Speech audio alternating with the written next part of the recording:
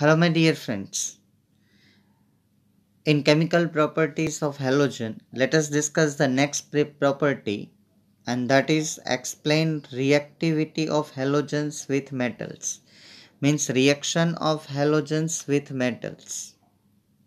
Especially these metals we have to consider from group number 1 means alkali metals and group number 2 means alkaline earth metals. These metals when react with a halogen, when these metals react with a halogen, they form metal halides. If metals are of group number 1, then general formula is Mx. If metals are of group number 2, then general formula is Mx2. And if metal is of group number 13, then general formula is Mx3. According to valency, the halides combined. Let us discuss by one example of group number seconds metal. So when bromine react with a magnesium, it form magnesium bromide.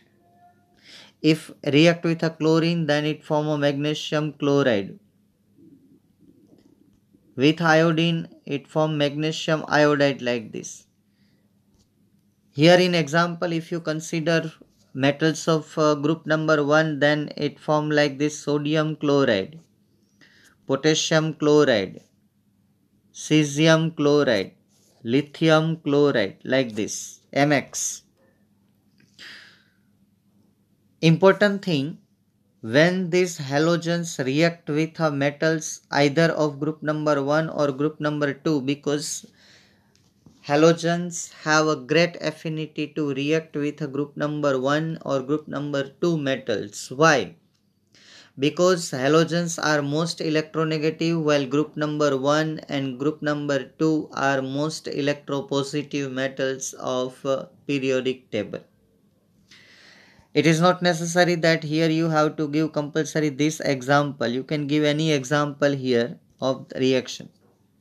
Most important thing is order of reactivity with metal of halogen is this: fluorine higher than the chlorine, chlorine higher than the bromine, and bromine than iodine. And all halides, either it is a Mx type or halides are Mx2 types. Both types halides are ionic, but halides of group number 1 are more ionic than the group number 2. Okay.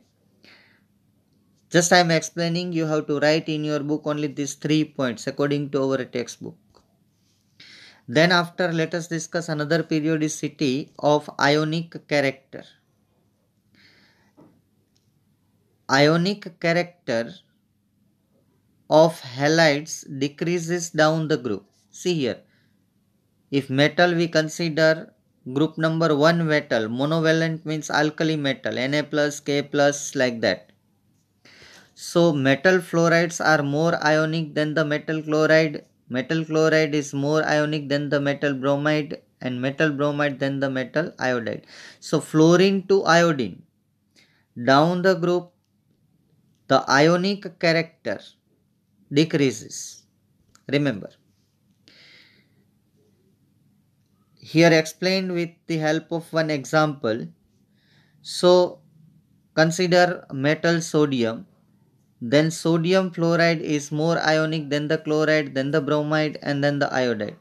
So this is the order. Similar way you can write the order by writing Kf, KCl, KBr, Ki. Okay. So if metal exhibit more than one oxidation state, means here I have taken example of the metals having oxidation state plus 1, means group number 1. If metals having oxidation state plus 2, plus 3, plus 4, plus 5 like this, then this point is most important. Metal exhibits more than one oxidation state इसका मतलब ये हुआ कि मानो कि कोई metal है, metal M, कोई भी हो सकती, उसका ऑक्सीडेशन स्टेट +2 भी है, +4 भी पॉसिबल है और +6 भी पॉसिबल है, या तो सिर्फ +2 +4 पॉसिबल है, या तो सिर्फ +4 +6 पॉसिबल है। फिर से ये पढ़िए कि if a metal exhibit more than one oxidation state, तो अब आपको बोलना है कि ये दोनों हैलाइड में से कौन सा हैलाइड मोर आयोनिक या तो मोर कोवेलेंट होगा। तो the halides in higher oxidation state will be more covalent than the lower oxidation state. चलिए 3-4 एग्जाम्पल से हम समझने की कोशिश करते हैं। पहला एग्जाम्पल लेते हैं SnCl4 SnCl2। यहाँ पे Sn का जो ऑक्सीडेशन स्टेट है वो +4 है और यहाँ ऑक्सीडेशन स्टेट जो है Sn का जो ऑक्सीडेशन स्टेट है वो +4 है, यहाँ Sn का ऑक्सीडेशन स्टेट है +2 है। अब मुझे बताइए कि कौन सा मोर कोवेलेंट है। अब इसको पढ़िए, the halides in higher oxidation state will be more covalent. तो मैं ऐसा बोल सकता हूँ कि SnCl4 is more covalent than the SnCl2। अब अपने आप प्रैक्टिस कीजिए कि PbCl4 एंड PbCl2 में से कौन आयोनिक है, कौन कोवेलेंट है। ठीक है, तीसरा पेयर है SbCl5, यहाँ ऑक्सीडेशन स्टेट है +5, यहाँ SbCl3, यहाँ ऑक्सीडेशन स्टेट है Sb का एंटीमनी का +3। तो अब मुझे ये स्टेटमेंट पढ़ के बताइए कि इसमें से कौन मोर कोवेलेंट है। लास्ट एग्जांपल ये है UF6 और ये है UF4। यहाँ है ऑक्सीडेशन स्टेट +6, यहाँ पे है ऑक्सीडेशन स्टेट +4। आप मुझे बताएं कि इन दोनों में से कौन ज़्यादा मोर कोवेलेंट है।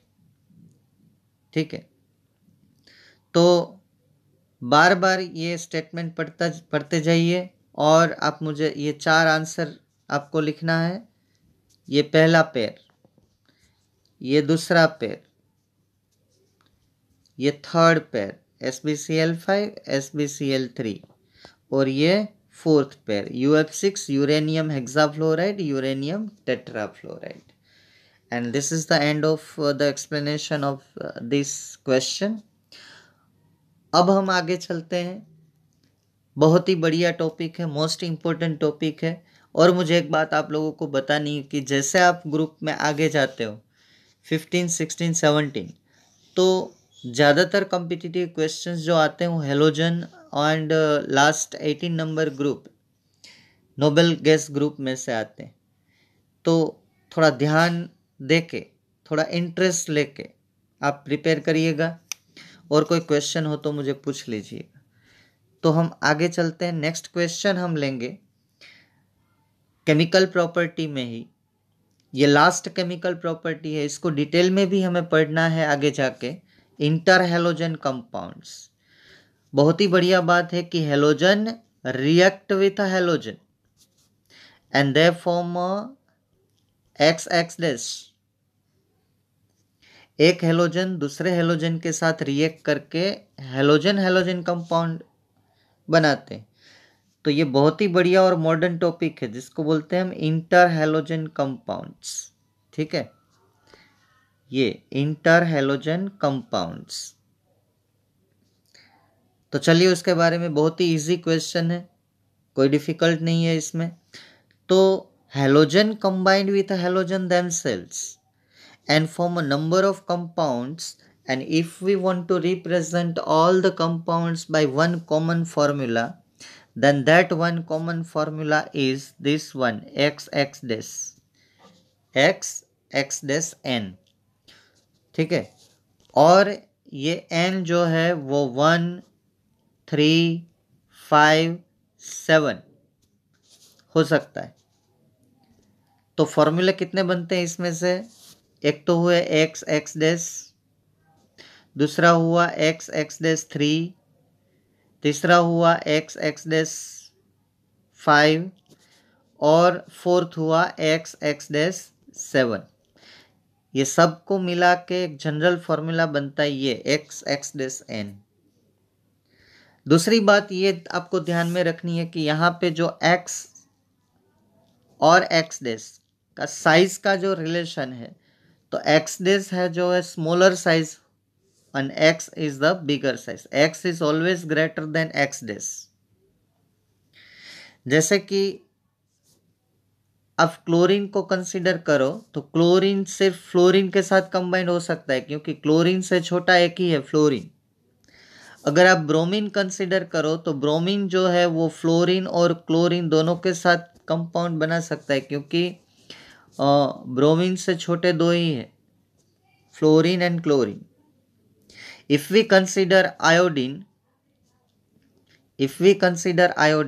then iodine can form an interhalogen compound with a fluorine, chlorine and bromine. Is it clear?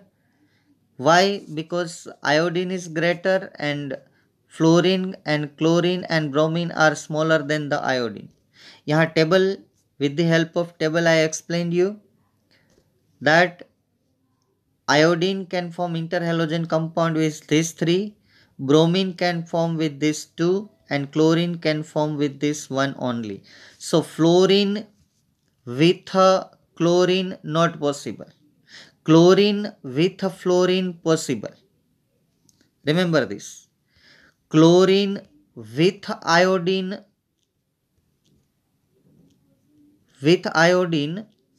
not possible, but iodine with chlorine possible. अगर आप X क्लोरीन लेते हो तो iodine X dash not possible. अगर आप X iodine लेते हो तो क्लोरीन X डैश पॉसिबल, क्योंकि जो X है वो बड़ा वाला हेलोजन लेना है, X डैश छोटा वाला लेना है। ये रूल आप ध्यान में रखिएगा। अब दूसरी बात कि according to the size of halogen they can form X, X dash X, X dash 3, X, X dash 7, X, X dash 5। जैसे कि हेलोजन फ्लोरीन इतनी साइज, बाद में क्लोरीन, इसके बाद ब्रोमीन और ये iodine, fluorine, chlorine, bromine, iodine. तो यहाँ पे साइज बड़ी है तो इसके सराउंडिंग एरिया में 7 छोटे हेलोजन आ सकते हैं, यहाँ पे 7 नहीं आ सकते। बात को समझिएगा, ठीक है। तो according to size X, X dash 3, X, X dash 5, X, X dash 7 possible. मैं एक एग्जांपल से समझाता हूं कि हमको पता है कि आयोडीन की साइज बिगेस्ट है आयोडीन। तो due to the bigger size of iodine 7 fluorine can accommodate in the surrounding area 1, 2, 3, 4, 5, 6, 7 with iodine. So total atom 8 possible. तो अब आप लास्ट टॉपिक पढ़िए। Interhalogen compounds are form due to the difference in electronegativities of halogen. ये point आपको ये समझाता है कि क्यों इंटरहेलोजन कंपाउंड फॉर्म होते हैं, क्योंकि fluorine is higher electronegative than the chlorine, chlorine is more electro. तो ये आयोडीन फ्लोरीन से लेके आयोडीन तक जो इलेक्ट्रोनेगेटिविटी में डिफरेंस है, इसकी वजह से ये इंटरहेलोजन कंपाउंड्स फॉर्म्ड होते हैं। अब ये रेडियस का रेशियो जितना बड़ा होगा, ये x divided by x dash जितना मोर होगा, उतना आपको n इज इक्वल टू 3, 5, 7।